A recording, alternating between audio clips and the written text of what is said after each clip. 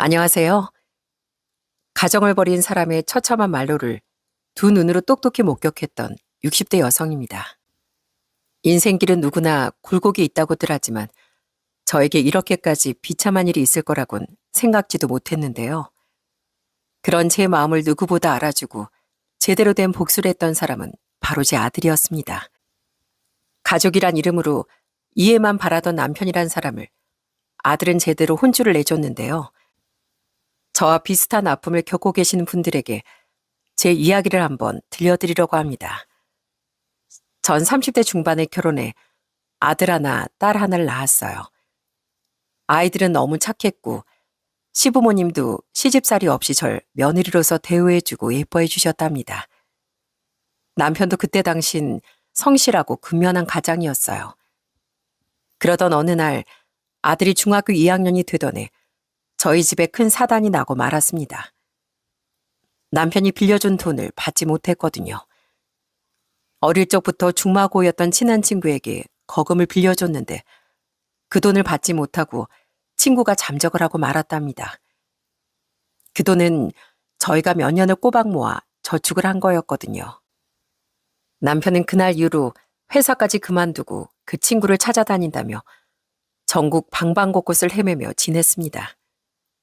그런데 그 친구라던 사람은 남편뿐만이 아니라 다른 여러 사람들에게도 사기를 치고 다녔던 모양이었어요. 그 사실을 알고서 남편은 더욱 정신을 차리지 못했습니다.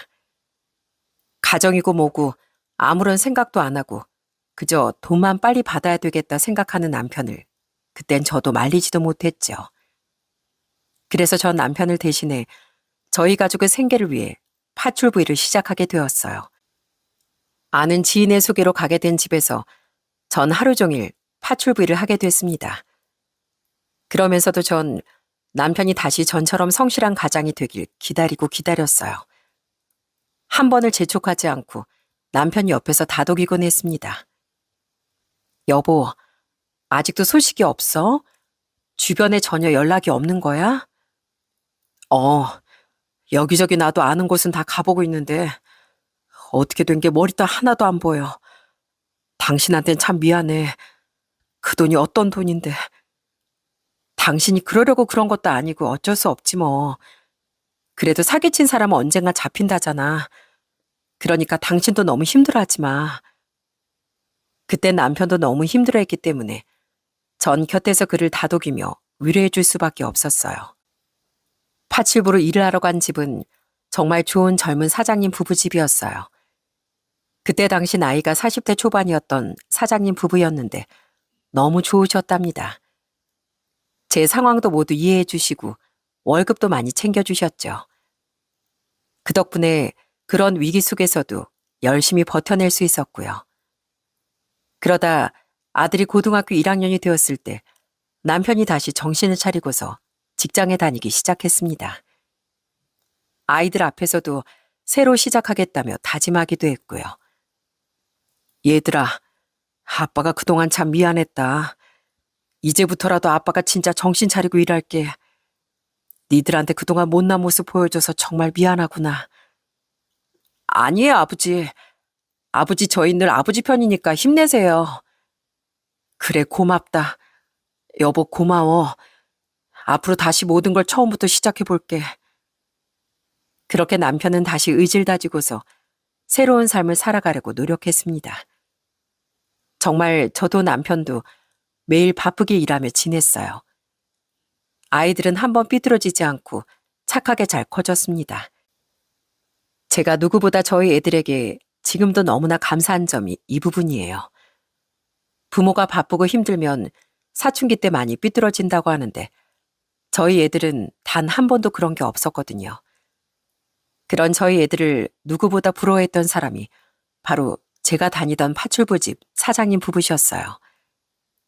사장님 부부의 자녀들도 저희 애들과 비슷한 나이 또래였고 그 집도 아들 하나, 딸 하나가 있었답니다. 그런데 사춘기를 정말 제대로 겪고 있더라고요.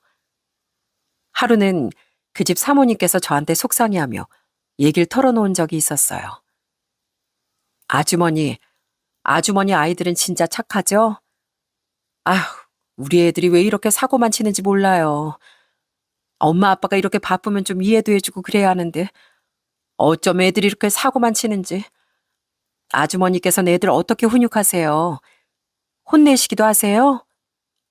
아이, 저도 당연히 애들 혼내죠. 요즘 애들이 사춘기라 그런가 봐요. 제가 좀 얘기를 슬쩍 해볼까요? 아, 그래 주시면 감사하죠. 제 말은 아예 듣지도 않아서요. 사모님의 간절한 부탁에 전 그때부터 그 집 아이들을 더 신경 써서 보기 시작했습니다. 그런데 보니까 애들이 심성이 나쁜 건 아니더라고요. 아무래도 부모가 바쁘고 잘 신경을 써주지 못하다 보니 그것 때문에 많이 방황을 하는 것 같았죠. 특히나 교우 관계가 많이 좋지 않았는데 하루는 집 근처에서 그 집 큰아들이 불량한 애들한테 둘러싸여 있는 모습을 본 적이 있었어요. 그걸 보고선 제가 엄청 화를 내면서 애들을 막 쫓아내기도 했답니다. 뭐야? 니들 뭐야? 지금 뭐 하고 있어? 이놈의 자식들이 정말. 일로 와. 니들 다 일로 와나? 야, 가자. 얼른 가. 이놈의 자식들 어디 가? 어디 도망가? 얼른 일로 와나? 이 자식들이 다시 한번 여기 나타나기만 해봐. 아주 이 아줌마가 혼쭐 내줄 거니까. 알고 봤더니 사장님 부부가 애들한테 미안해 용돈을 좀 많이 챙겨줬는데 그걸 아는 불량한 학생들이 애들 돈을 자주 뺏어갔던 모양이었어요. 그걸 알고서 전 바로 사장님 부부에게 얘기를 했고 그러면서 그게 학교에 알려지게 되고 상황이 딱 정리가 될 수 있었죠. 그날 이후로 사장님 부부는 애들을 위해 시간을 많이 쓰셨고 그 후론 아이들도 점점 많이 밝아졌답니다. 그때 느꼈던 게 애들은 다른 것보다 부모의 사랑이 제일 필요하다는 거였어요. 그 후로 전 사장님 부부의 신임을 많이 받게 되었고 그 집 아이들도 절 정말 많이 따랐습니다. 특히나 그 집 둘째 딸은 제가 싸주는 도시락을 무척이나 좋아했어요. 소풍 때면 제가 솜씨를 부려서 예쁘게 도시락을 싸줬는데 그때 집에 돌아오는 그 집 딸의 표정이 너무 밝았습니다. 소풍을 갔다 돌아오는 날이면 집에 막 뛰어들어오면서 제일 먼저 저한테 달려오곤 했어요. 이모, 오늘 도시락 진짜 짱 예뻤어요. 친구들이 얼마나 부러워했는지 알아요? 친구들이 너무 좋겠다고 다들 절 부러워했어요. 이모 최고! 이모 짱! 그렇게 전 정말 좋은 사장님 댁 식구들과 잘 지내며 파출부일을 할 수 있었답니다. 그러면서 점차 저희 집도 안정을 찾아가고 있다고 생각했어요. 그런데 역시나 가정의 풍파는 끝이 난 게 아니더군요. 저희 아들이 고등학교 3학년이 끝나갈 무렵 집에 정말 충격적인 사건이 벌어졌답니다.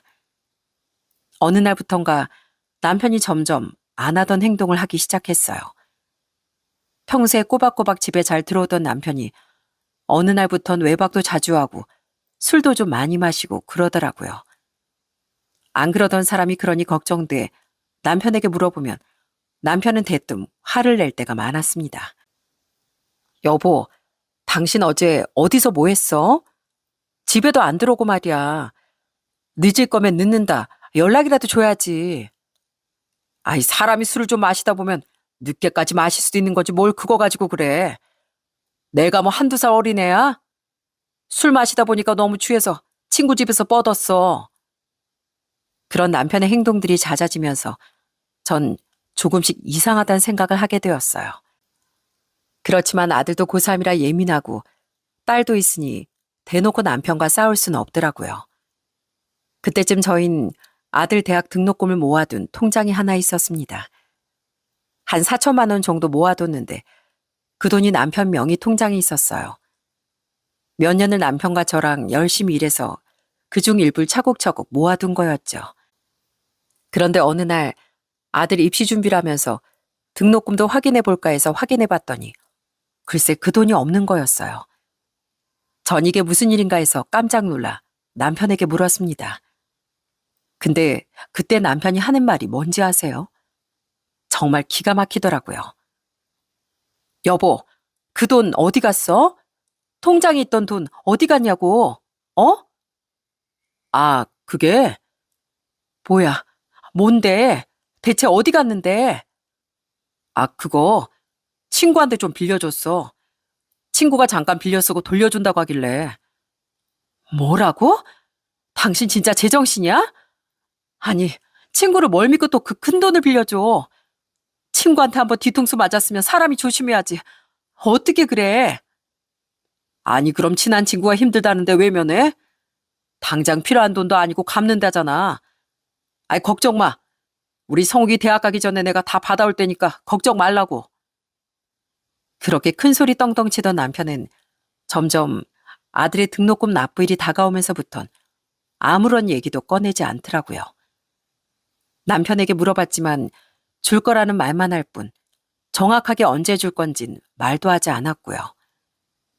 그러던 와중 딸이 어느 날 저에게 조심스럽게 말을 꺼냈습니다.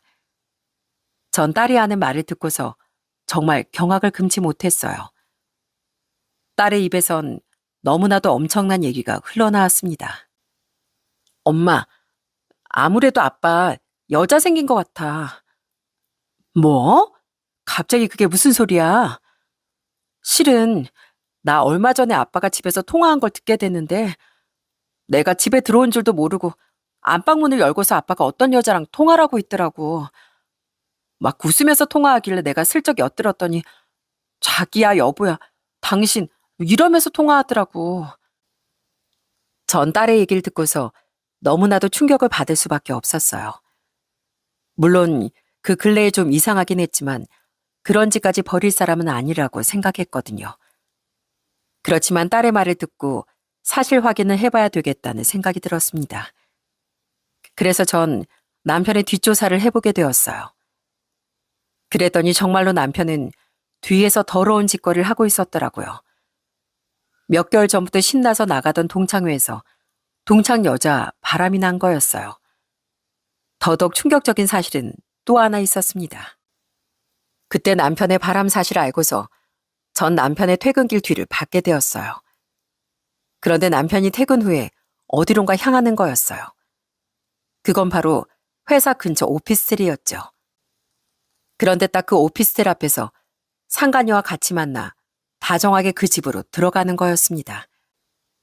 그곳이 뭐 집을 얻어준 건지 아니면 둘만의 공간이 필요해서 그런 건지 모르겠지만 어쨌거나 두 사람은 그곳에서 미래를 즐기고 있었어요. 전 너무 화가 나 바로 뒤따라가 문을 두드렸습니다. 별말하지 않고 문을 두드리고 있으니 안에서 화가 잔뜩 난 남편이 문을 확 하고 열더라고요. 그러다 문 앞에 서 있는 절 보고서 얼굴이 새하얘지더니 무척 당황하더군요. 여보, 여긴 어떻게... 당신 지금까지 밖에서 이러고 돌아다니고 있었던 거야? 나한텐 야근한다 뭐한다 바쁘다고 해놓고 이러고 있었냐고. 아니 그게 여보, 일단 우리 밖에 나가서 얘기하자. 밖에 나가서 얘기하자고. 나가긴 어딜 나가. 어디서 할 짓거리가 없어서 바람을 펴? 그것도 숨기지 못해서 자식한테 다 들키냐고. 당신이 그러고도 아빠야? 그러고도 아빠라고 할 수 있냐고. 당신 딸이 다 알아버렸어. 당신 딸이 당신 그러고 다니는 거 다 알았다고. 아휴, 인간아. 어디 할 게 없어서 밖에서 지금 뭐 하는 거야? 그렇게 제가 소리를 치고 있으니 안쪽에서 소란을 들은 상간녀가 아무렇지 않게 나와선 말을 하더라고요. 그 모습이 얼마나 기가 차고 어처구니가 없었는지 모릅니다. 야, 광수야, 네 아내니? 네 말대로 진짜 얼굴을 못 봐주겠네. 들어오세요. 이왕 이렇게 된 거 앉아서 얘기하시죠. 교양 있게. 뭐? 너 말 다 했어? 어디서 남의 남편이랑 이 짓거리를 해? 화를 내려거든 당신 남편한테 화를 내야지. 왜 나한테 큰 소리야? 꼬신다고 넘어온 건 당신 남편이야. 뭐라고? 이게 정말? 전 당당한 상간녀의 말에 결국 화를 참지 못했습니다. 전 바로 상간녀에게 달려가 머리끄댕이를 잡고 흔들었어요. 그런데 이 상간녀는 정말 기가 막혔습니다. 제가 상간녀에게 달려들자 남편은 그 상간녀를 보호하려고 절 그대로 힘으로 떨어뜨리더군요. 그러더니 상간녀의 상태를 걱정하며 살펴보는데 정말 너무 마음이 허무했습니다. 그러면서 바닥에 허무하게 앉아있는 절 보며 상간녀가 비웃으며 말하더군요. 아니, 네 남편 네가 잘 못 챙긴 건 네 잘못인데 왜 나한테 그러냐고. 딱 봐도 나이가 60은 돼 보이는구만. 나 같아도 당신 같은 마누라 싫어하겠어. 누가 펑퍼짐한 마누라랑 같이 살고 싶겠어? 아우, 교양 없게 이게 뭐야. 그러더니 남편은 저에게 뒤이어 얘기를 했습니다. 당신 이제 그만해. 내가 지금 정말로 사랑하는 사람은 이제 이 여자야. 당신 날 놓아줬으면 좋겠어. 이제 애들도 다 컸잖아. 우리 딸이 다 알았다고 하니 뭐 되돌릴 수 있는 것도 아니고 나도 되돌아가고 싶지 않아. 지금까지 고생하면서 살았으니까 나도 이제 즐기면서 살 자격 있지 않아? 그러니 우리 그만하자. 뭐라고? 지금 그게 무슨 소리야? 뭐 이혼이라도 하자는 거야? 당신 친구한테 사기당해서 나 혼자 뼈 빠지게 일한 거 뭔데? 그럼 우리 아들 등록금은? 우리 아들 등록금은 어쨌어? 설마 당신 그 돈까지 손댄 거야? 바람 피우려고 손댔냐고. 어차피 그 돈 중에 내 돈도 있잖아. 당신하고 이혼하면 집 구할 때 쓰려고 했던 거야. 여기 그 돈으로 구한 거고. 난 더 이상 당신하고 할 말 없고 이왕 이렇게 된 거 당장 끝내자. 뭐? 어떻게 그런 말을 아무렇지 않게 해. 당장 우리 큰애 등록금도 내야 하는데 어떻게 당신이 그럴 수가 있냐고.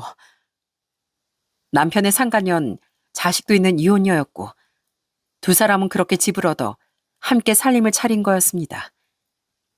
결국 그날 이후로 남편은 정말 짐을 싸고 나가버렸고 전 아이들에게 이 사실을 얘기할 수밖에 없었어요. 저희 아들과 딸 모두 분노하고 아빠에 대해 크게 실망하게 되었답니다. 아이들이 남편에게 연락을 해봤지만 남편은 자식들도 다 외면해버리더군요. 어떻게든 남편에게 아들 등록금이라도 받아보려고 했지만 남편은 끝까지 뻔뻔했습니다. 회사까지 찾아가니 남편을 절 마치 스토커라도 된 듯 취급하더라고요. 여보, 잠깐 얘기 좀 해. 뭐야, 당신 여기까지 쫓아왔어? 진짜 구질구질하다. 나 당신하고 더 이상 안 산다고 그랬지? 내가 여자가 있어서 그런 게 아니라 당신하고 구질구질해서 못 살겠다고. 나도 앞으로 내 삶 살고 싶으니까 더는 찾아오지 마. 그래, 당신이 당신 삶 살고 싶다고 하니 나도 더는 매달고 싶지 않아. 근데 우리의 등록금은 줘야지. 그 돈이 당신만 번 돈이야? 내 돈도 있어. 애 등록금 내놔. 그거 주기 전까지 나 여기 매일 찾아올 거야. 그걸 왜 나한테 물어? 그리고 애들 어릴 때 내가 일하면서 돈 벌었지. 그건 생각도 안 해? 어차피 재산 분할할 거 내 목 챙긴 건데 뭘 그거 가지고 그래? 나 돈 없어. 없으니까 우리 아들더러 대학 가지 말고 돈 벌어서 가라 그럼 되잖아. 뭐? 당신이 그러고도 아빠야? 어떻게 애한테 그런 말을 할 수가 있어? 그럼 없는 돈은 뭐 어쩌라고? 빚쟁이처럼 이러지 말고 이혼 소송하고 법대로 하면 될 거 아니야, 법대로. 진짜 구질구질하게 여기까지 쫓아와선 아유 정말. 그러더니 절 내팽개치고 가버리는 남편의 뒷모습을 보면서 정말 속에서 열불이 끓어오르기 시작하더군요. 물론 남편과는 헤어질 결심을 했지만 당장 아들의 등록금을 내야 하는데 이걸 어떻게 해야 하나 싶더라고요. 그런 상황에서 제가 어떻게 일이 손에 잡히겠습니까? 그때까지도 전 파출부 일을 하고 있었는데 아마 제 표정이 어둡고 근심 걱정이 있어 보이니 사장님 부부께서 바로 무슨 일이 있는구나 아셨던 것 같아요. 하루는 사모님께서 저한테 앉아보라고 하시더니 조심스럽게 무슨 일이 있냐고 얘기를 하더라고요. 아주머니, 저랑 좀 얘기할 수 있을까요? 아, 네, 그러죠. 아주머니 혹시 요즘 무슨 일 있으세요? 아니, 요즘 표정이 많이 어두우신 것 같아서요. 요 며칠 좀 봤는데 무슨 일 있으신 거죠?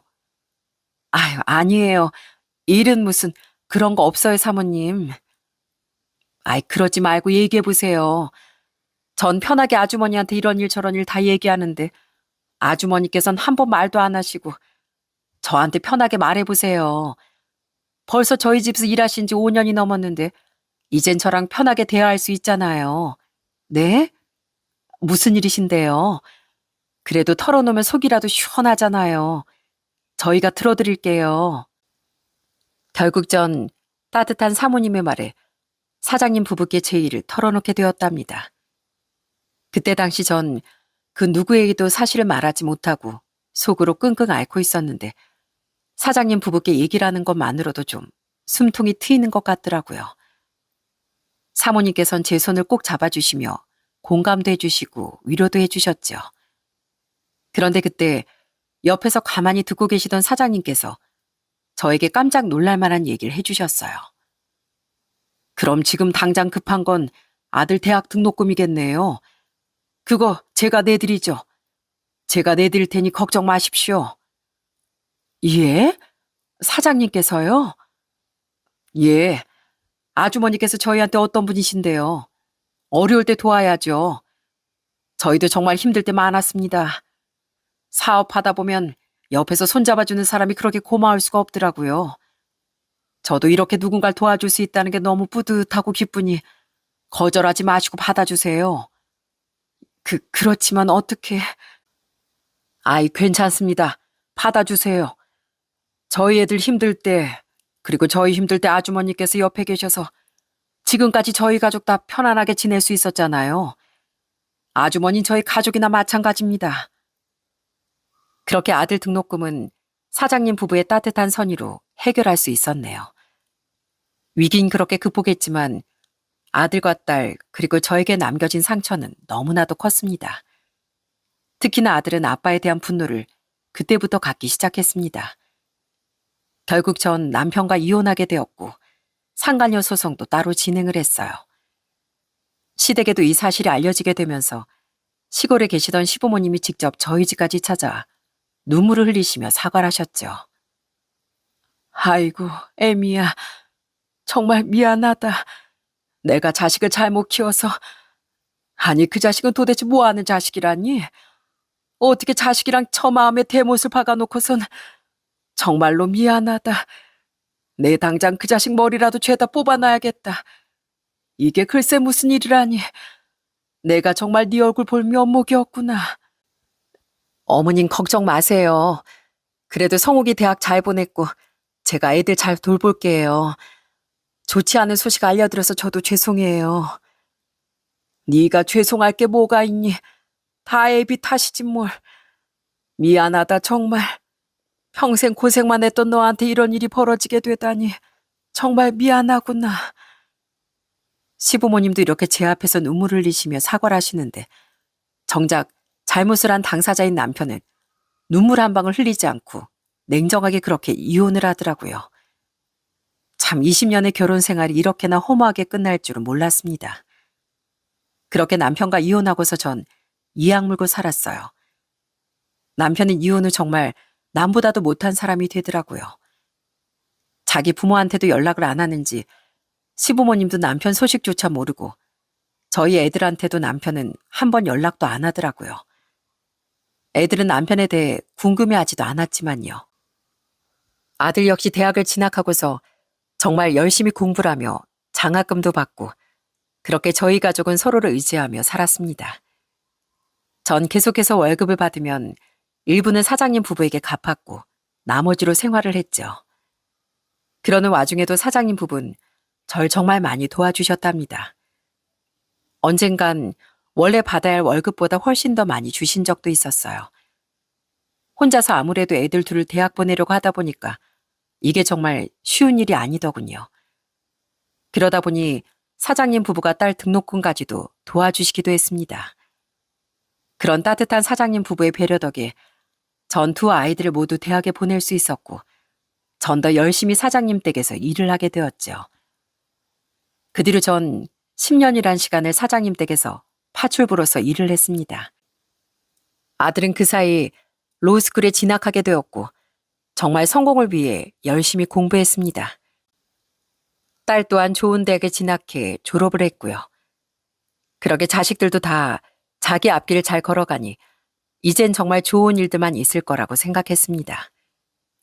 그런데 참 인생이라는 게 제 마음처럼 흘러가는 게 아니더라고요. 그즈음 제 신변에 큰일이 생기고 말았습니다. 바로 제가 암 판정을 받게 된 거였어요. 당시 아들이 변호사 시험을 한 번 떨어진 상태였는데 제가 암에 걸렸다는 사실을 듣고 얼마나 울었는지 모릅니다. 엄마, 죄송해요. 제가 더 잘했어야 하는 건데 엄마한테 걱정만 끼치고 정말 죄송해요. 성우가 네 탓 아니야. 엄마가 다 엄마 몸을 제대로 못 살펴서 그런 거지. 절대 네 탓 아니야. 자책하지 말어. 다 제 잘못 같아요. 내가 잘했으면 엄마가 이런 일까지 겪지 않았을 텐데 정말 너무 죄송해요. 그렇게 엉엉 울며 절 안아주는 아들을 보면서 저 역시 눈물이 나오더라고요. 그리고 전 사장님 부부에게도 제 상황을 얘기하게 되었어요. 암에 걸렸으니 더 이상 일을 하지 못하기 때문에 솔직하게 말을 하게 되었죠. 그런데 사장님 부부께서 정말 눈물까지 흘리시며 절 위로해 주시더라고요. 어떻게 이런 일이 있대요? 그래, 치료는 받을 수 있는 거죠? 그렇죠? 예, 다행히도 이기라 치료받고 그러려고요. 죄송해요. 계속 일을 하고 싶었는데 아무래도 안 될 것 같네요. 아니에요. 다른 것보다 아주머니 건강이 우선이죠. 저희 애들도 이제 다 컸고 아주머니도 이젠 좀 쉬실 때가 된 것 같네요. 앞으로는 출근하지 마시고 몸부터 잘 챙기세요. 지금까지 저희 집 챙기랴 자식들 챙기랴 정말 고생 많으셨어요. 그러면서 사장님 부부께선 저에게 정말 두툼한 봉투를 전해주셨답니다. 전 그 봉투를 받고서 너무 놀랄 수밖에 없었어요. 아니 이건, 아니에요. 이걸 왜 저한테. 이거 받아주세요. 많은 건 아니지만 병원비 하실 때 보태세요. 사장님, 아닙니다. 제가 이걸 어떻게 받아요? 아직 등록금도 다 못 드렸을 텐데 제가 어떻게. 아닙니다. 저한테 주실 등록금은 다 갚아주셨어요. 이건 퇴직금이라고 생각해 주시고 꼭 받아주십시오. 이건 원래 받아야 하는 돈이잖아요. 아무리 그래도 이렇게 많이요? 너무 많아요, 사장님. 많기는요. 아주머니 덕분에 저희 애들 이렇게 건강하게 바르게 잘 클 수 있었고 저희 가정도 온전하게 잘 흘러갈 수 있었어요. 지금까지 정말 감사했습니다. 저희 가정은 아주머니 덕분에 지금까지 잘 올 수 있었어요. 정말 감사드립니다. 그렇게 사장님 부부께서 저에게 봉투를 챙겨주시니 전 너무 눈물이 나더라고요. 정말 고맙고 감사하고 제 곁에 이렇게 따뜻한 사람들이 있다는 게 이게 참 행복이구나 싶었어요. 그 뒤로도 사장님 부부께선 저에게 자주 연락이 오곤 했습니다. 아주머니, 요즘은 좀 어떠세요? 건강은 괜찮으세요? 식사는 잘 하시고요? 덕분에요. 사모님께서 걱정해 주신 덕분에 많이 좋아지고 있네요. 다행이네요. 다른 걱정하지 마시고 치료에만 전념하세요. 아주머니 건강이 좋아져야죠. 아셨죠? 다음에 건강도 좋아지시면 저희 같이 만나요. 그렇게 사장님 부부는 제가 일을 그만뒀다고 해서 인연을 끊는 게 아니라 그 후로도 절 자주 챙기며 제 안부를 묻곤 했습니다. 뿐만 아니라 사장님 부부의 자녀들도 절 찾아오곤 했어요. 이모, 저희 왔어요. 아이고, 어떻게 여기까지 왔어? 오느라 고생했지?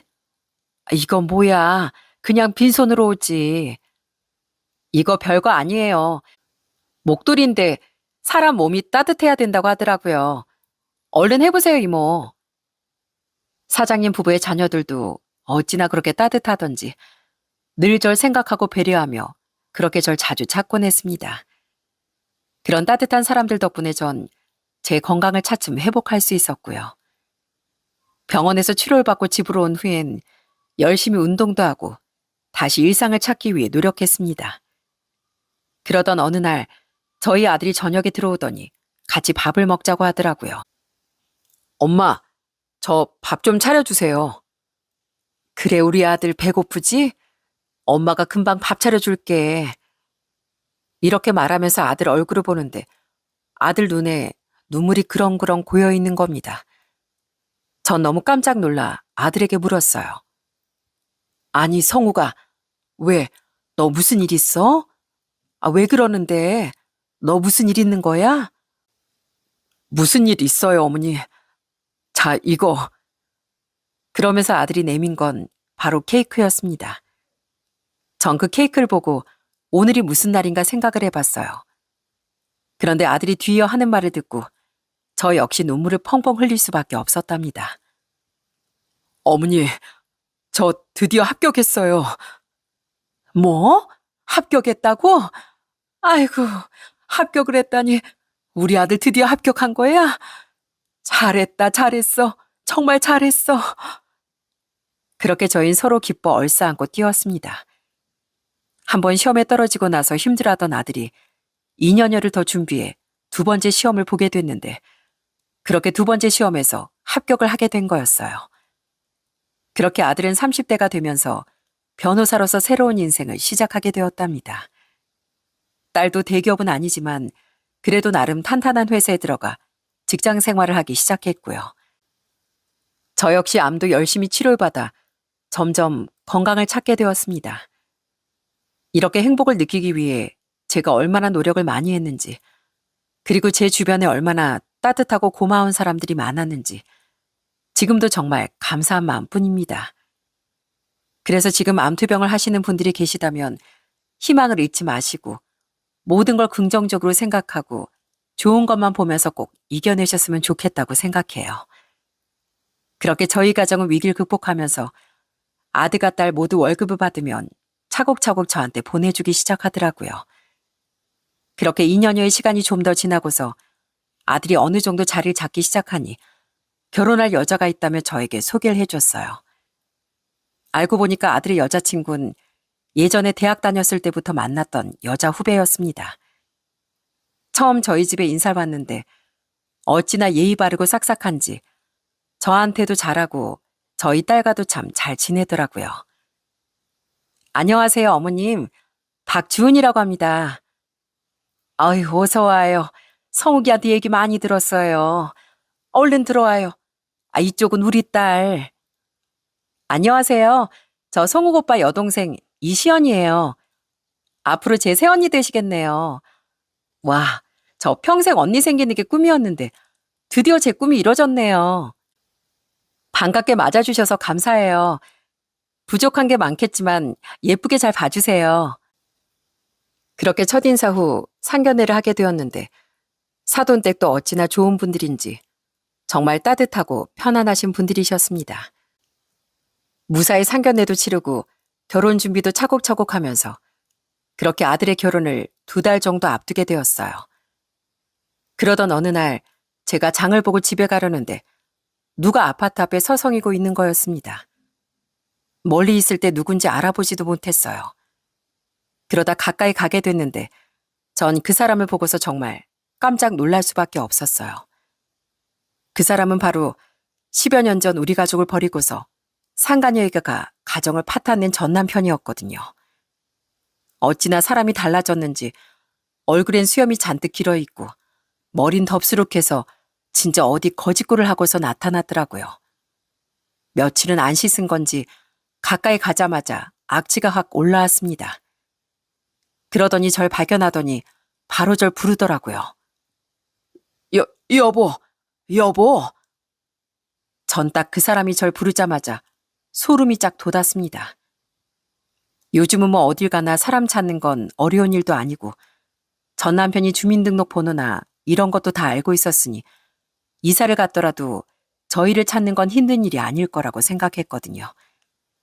그래도 이런 꼴로 이렇게 나타나리라곤 상상도 하지 못했습니다. 그러더니 제 앞에서 울며 불며 갑자기 전 남편이 얘기를 하더군요. 여보, 잘 지냈어? 우리 애들은 잘 지내지? 나 당신하고 애들 보고 싶어서 왔어. 여태껏 어디서 뭐하고 사는지 소식 한번 안 들려주더니 이제 왜 나타났어? 전 울먹이며 말하는 남편의 목소리에도 냉정하게 대답했습니다. 그랬더니 남편이 딱 하는 첫 마디가 뭔지 아세요? 여보, 제발 나 좀 도와줘. 나 딱 한 번만 좀 도와줘. 나 지금 진짜 힘들어. 내가 아는 지인한테 1억을 빌렸는데 지금 돈도 못 갚고 있어. 그 사람이 지금 날 사기죄로 신고했고 나 정말 인생 끝장나기 직전이야. 제발 좀 도와줘. 나 좀 도와주면 안 될까? 정말 그 말을 듣는데 귀가 차서 어이가 없더라고요. 본인도 예전에 친구한테 사기를 당해서 돈도 못 받고 그랬던 적이 있으면서 자기 자신도 다른 사람 뒤통수를 쳐서 돈을 빌려서 갚질 않았으니 어떻게 그런 짓을 저지를 수가 있는지 너무 어처구니가 없더라고요. 자기가 사업을 하다 보니까 그게 잘 안 돼서 이랬느니 저랬느니 설명을 하는데 그건 뭐 제 알바가 아니었습니다. 그래서 전 냉정하게 얘기를 했어요. 그걸 왜 나한테 물어? 그렇게 냉정하게 우릴 버리고 간 사람이 왜 그걸 우리한테 도와달라 하냐고? 그 잘난 당신 상간녀 있잖아. 걔랑 얘기를 해야지 왜 나한테 묻냐고. 그 여자하고는 끝난 지 오래야. 이미 헤어진 지 오래라고. 내가 다 잘못했어.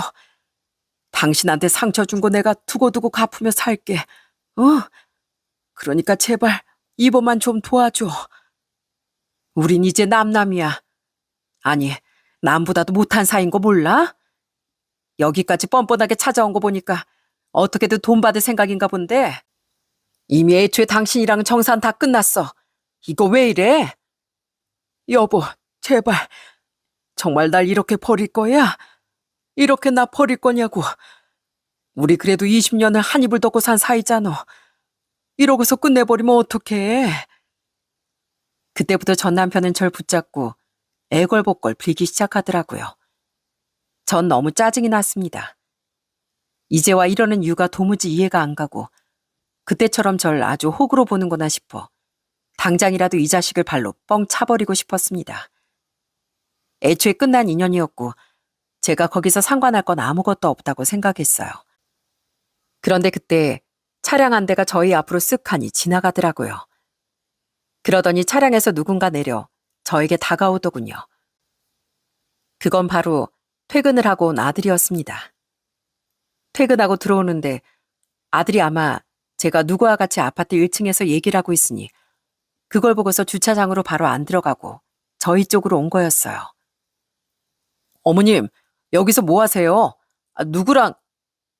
그러면서 아들은 남편을 쳐다봤습니다. 그리고 남편의 상태를 보고선 깜짝 놀라며 얘기를 하더라고요. 뭐야? 당신이 여길 왜 왔어? 왜 왔냐고요? 아들, 잘 지냈냐? 그래, 얼굴 좋아 보이는구나. 아들이요? 아들이라니, 누가 당신 아들이야? 누가 당신 아들인데? 당신 때문에 엄마가 얼마나 힘들었는데. 아들, 정말 미안하다. 내가 잘못된 선택을 했어. 예비가 정말 미안하다. 이제와 미안하다는 말 하지 마시고요. 당장 가주세요. 저희한테 아버지라는 사람은 없습니다. 이 세상에 없는 사람이니까 이제 오지 마시라고요. 앞으로 남남이니까 이제 찾아오지 마세요. 아니면 경찰 부를까요? 그래야 되겠어요? 아니, 어떻게 애비한테 그렇게까지... 아들은 전 남편의 말에도 대꾸하지 않고 저에게 물었습니다. 어머니, 이 사람 왜 왔대요? 대체 왜 온 거래요? 친구한테 돈 1억을 빌렸는데 사기쳤다고 고소를 했나 봐. 그냥 들어가자, 아들. 신경 쓸 거 없어. 결국은 또 돈이네요. 내 등록금까지 다 말아먹고 상간녀 집까지 해주더니 이젠 사기까지 쳐서 우리한테 1억 뜯으려고 왔어요? 우리가 무슨 봉입니까? 아니, 뜯으려고 한 게 아니라 그냥 좀 빌려달라고. 내가 이러다 교도소 가게 생겼다. 그래도 네 애비가 교도소 가면 좋겠냐? 세상에 니들을 태어나게 해준 사람이 난데 그 정도는 좀 해줄 수 있지 않니? 응? 내가 다 갚을 수 있어. 이번 상황만 끝나면 내가 갚으마. 뻔뻔한 전 남편의 말에 전 너무나 어이가 없어 대답할 가치조차 없다는 생각이 들었습니다. 그냥 아들을 데리고서 전 집으로 들어가려고 했어요. 그런데 그때 아들이 절 말리더니 전 남편을 향해 또박또박 얘기를 하기 시작하더군요. 뭘 어떻게 해요 대체? 능력은 되시고요? 그리고 알려면 제대로는 알고 얘기하세요. 사기죄는 사람을 기망해서 재물 교부를 받거나 재산상 이익을 취득하는 범죄로 형법 제347조에 규정되어 10년 이하의 징역 또는 2천만 원 이하의 벌금에 처한다. 어디서 누굴 속이려고요? 뭐야, 너 누가 보면 변호사인 줄 알겠다. 예, 저 변호사입니다. 어디서 또 저 일 속에서 돈 받아가려고 하세요? 보안이 갚을 능력도 안 되는 것 같구만. 어디서 거짓말 하시냐고요? 안 되니까 가세요. 그리고 앞으로 절대 찾아오지도 마시고요.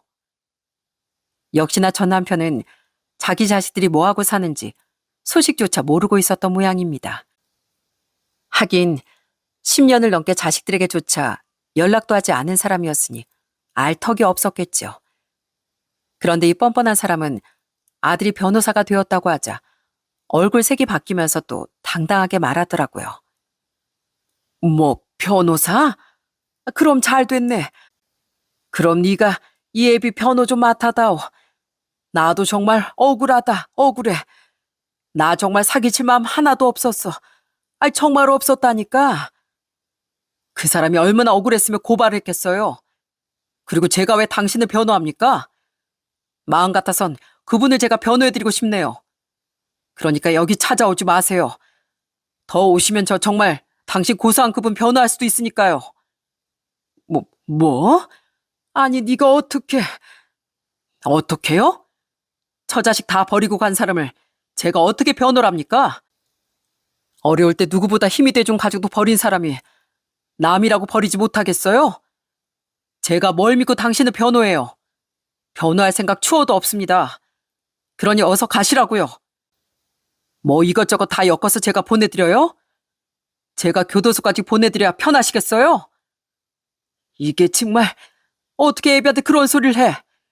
네가 감히 어떻게 나한테 그런 소리를 하냐고. 너 그러는 거 아니야. 그러는 거 아니라고. 그러는 거 아닌 건 당신이지.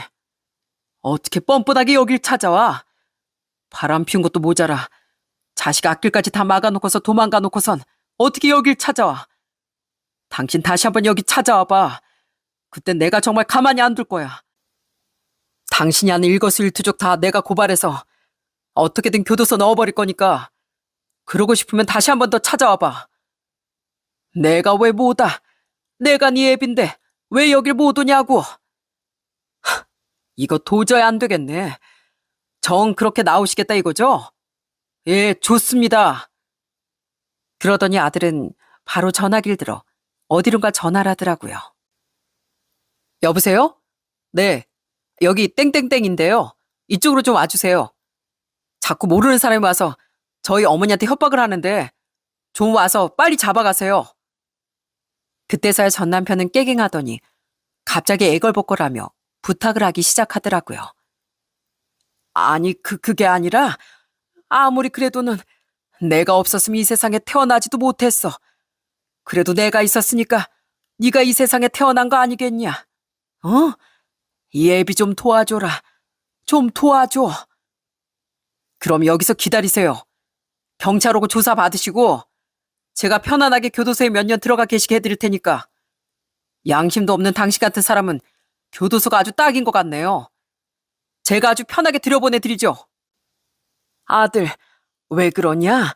이 아빠가 앞으로 잘하마. 잘할 테니 한 번만 도와달라니까.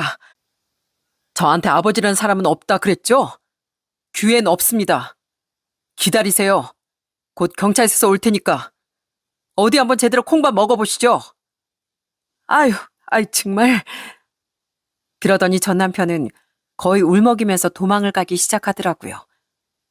사실 아들은 실제로 경찰서에 신고를 한 건 아니었고 신고를 하는 척하면서 얘기를 한 거였어요. 그것도 모르고 전 남편은 그렇게 꽁지가 빠지게 도망가 버린 겁니다. 전 남편이 그렇게 떠나고서 아들이 제 손을 딱 잡아주더라고요. 어머니, 많이 놀라셨죠? 어떻게 여길 알았는지. 난 괜찮어. 좀 놀라긴 했는데 괜찮어. 그러면서 아들은 제 장바구니를 들어주며 차로 절 안내했습니다. 어머니 타세요. 집에 같이 들어가요. 아니다. 바로 올라가면 되지. 얼른 네가 주차하고 올라와. 아니에요. 같이 주차하고 같이 올라가요. 그래야 제가 마음이 편해요. 그렇게 전 아들과 함께 집으로 올라왔습니다. 사실 손발이 덜덜 떨렸지만 아들 앞에서 내색할 수 없었는데 아들은 그런 제 마음도 어떻게 알았는지 끝까지 절 보호하며 집까지 들어왔더라고요. 집으로 와선 나중에 딸도 퇴근하고서 이 소식을 듣고 정말 깜짝 놀라고 경악하더라고요. 와, 정말 사람이 양심도 없다, 양심도 없어. 그렇게 집안에 난리 쳐놓고선 이제야 찾아왔다고? 정말 무섭다, 무서워. 엄마, 다음에 오면 아예 상종도 하지 마. 어떻게 그럴 수가 있어? 정말 너무 뻔뻔하다. 그러게나 말이야. 본인이 가정을 버린 대가가 이렇게 될 줄은 몰랐나 보지. 그 뒤로 전 남편은 다신 찾아오지 않습니다.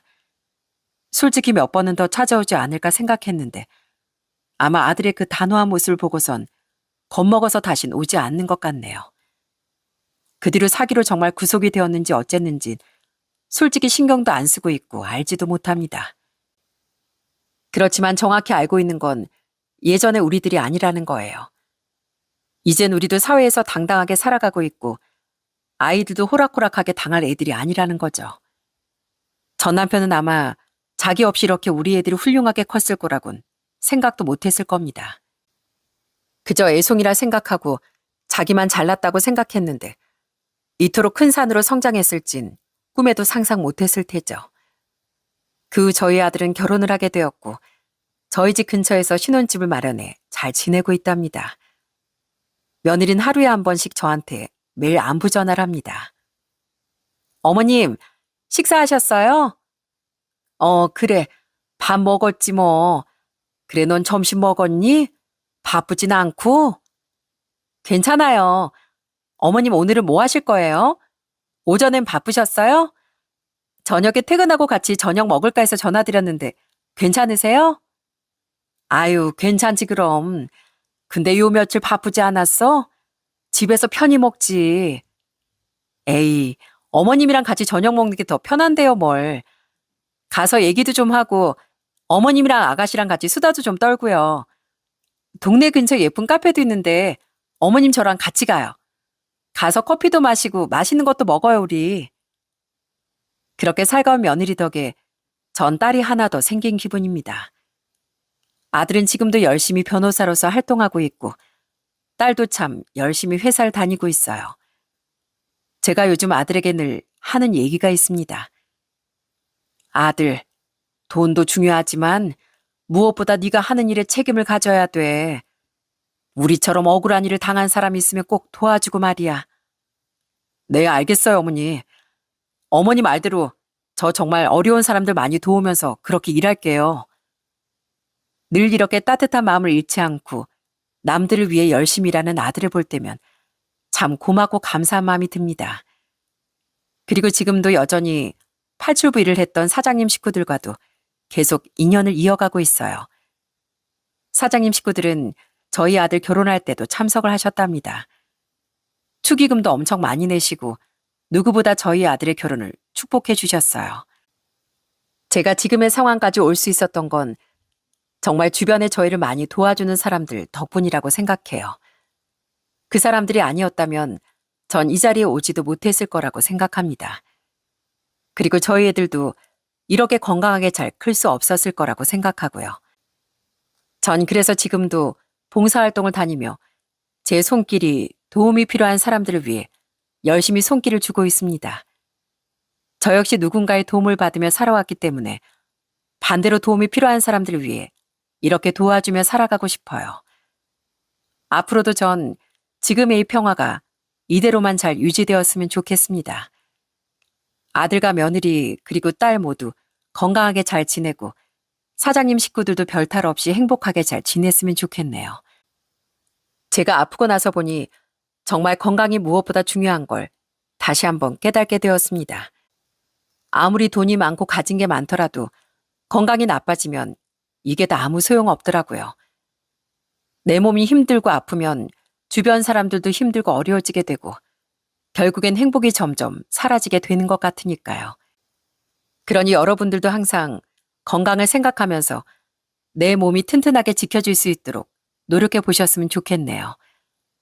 많은 암 환자분들에게 행운과 복이 찾아와 금방 잘 극복하시길 바라며 제 이야기는 여기서 마치도록 하겠습니다. 모두들 감사드리고 행복하세요.